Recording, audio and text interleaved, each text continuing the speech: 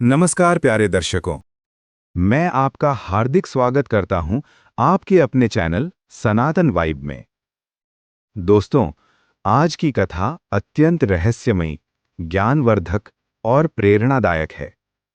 शास्त्रों में कहा गया है कि अधूरी छोड़ी गई कथा शुभ फल नहीं देती, इसलिए इस कथा को अंत तक अवश्य सुनें।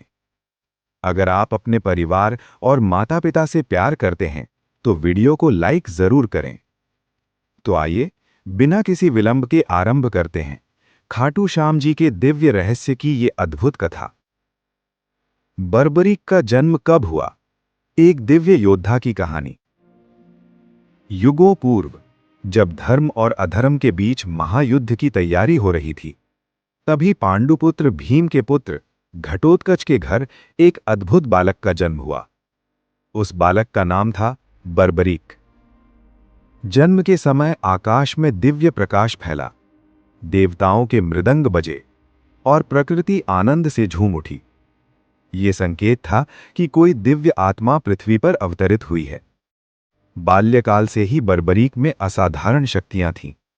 मात्र 5 वर्ष की आयु में उसने एक विशाल हाथी को रोक दिया और 10 वर्ष की आयु में अनेक दुष्टों का संहार कर दिया। उनकी माता मोरवी ने उन्हें एक महान शिक्षा दी। हे पुत्र, जीवन में हमेशा हारे हुए का सहारा बनना।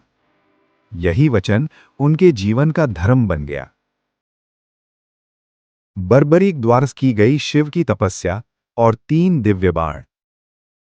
जब बर्बरीक 16 वर्ष के हुए, उन्होंने हिमालय में कठोर तपस्या की और भगवान शिव को प्रसन्न किया। भगवान शिव ने उन्हें 3 दिव्य बाण प्रदान किए।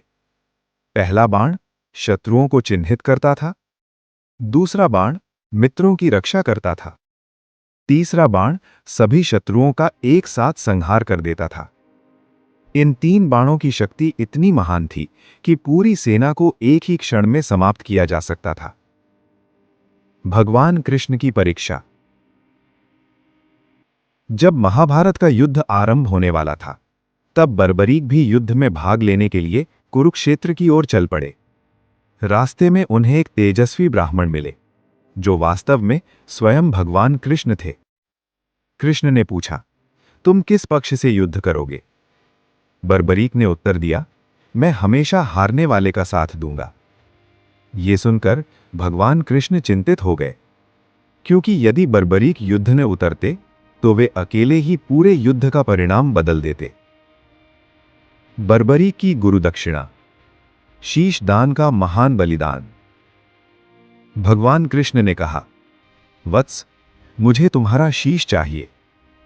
क्षण भर के लिए मौन छा गया, लेकिन अगले ही पल बर्बरीक मुस्कुराए और बोले, प्रभु, मेरा शीश आपके चरणों में समर्पित है। बस मेरी एक इच्छा है, मैं महाभारत का युद्ध देखना चाहता हूं। कृष्ण ने वरदान दिया, तथास्तु। और एक ही बार में बर्बरीक ने अपना शीश दान कर दिया। यहीं से वे बने श्याम। युद्ध का साक्षी बना बर्बरीक का शीश। भगवान कृष्ण ने उनके शीश को एक ऊंचे स्थान पर स्थापित किया, जहां से उन्होंने 18 दिन का पूरा महाभारत युद्ध देखा। युद्ध समाप्त होने पर जब पूछा गया, सबसे महान योद्धा कौन था, तब बर्बरीक के शीश ने उत्तर दिया, मैंने केवल भगवान कृष्ण का सुदर्शन चक्र ही युद्ध करते देखा, बाकी सभी तो निमित्त मात्र थे। खाटू धाम में शीश कैसे प्रकट हुआ? सदियों बाद कलयुग में राजस्थान के खाटू धाम में बर्बरीक का दिव्य शीश प्रकट हुआ। भगवान कृष्ण के आदेश से उस शीश को श्याम कुंड के पास स्थापित किया गया और वहीं बना आज का भव्य मंदिर, खाटू श्याम मंदिर। खाटू श्याम मंदिर की शक्ति का रहस्य। इस मंदिर की शक्ति के पीछे कई दिव्य कारण बताए जाते हैं। यहाँ स्थित श्याम कुंड का जल कभी समाप्त नहीं होता। लाखों भक्तों की सच्ची आस्था, फाल्गुन एकादशी का दिव्य ऊर्जा केंद्र और हारे का सहारा का दिव्य वरदान। कहा जाता है कि जो भी सच्चे मन से श्याम को पुकारता है, उसकी जीवन की दिशा बदल जाती है।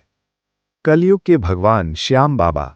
भगवान कृष्ण ने वरदान दिया था, कलयुग में तुम श्याम नाम से पूजे जाओगे। आज करोड़ों भक्त उन्हें पुकारते हैं, हारे का सहारा खाटू श्याम हमारा। वे जाति धर्म भाषा से परे हैं, क्योंकि दुख का कोई धर्म नहीं होता, और जो दुख हर ले वही सच्चा भगवान होता है। ये कथा केवल शक्ति की नहीं, बल्कि प्रेम, करुणा और त्याग की कथा है। खाटू श्याम जी का असली रहस्य है अनंत प्रेम, अनंत दया और अटूट कृपा। यदि आपकी भक्ति सच्ची है तो श्याम बाबा आपको कभी निराश नहीं करेंगे। जय श्री श्याम। हारे का सहारा, श्याम हमारा।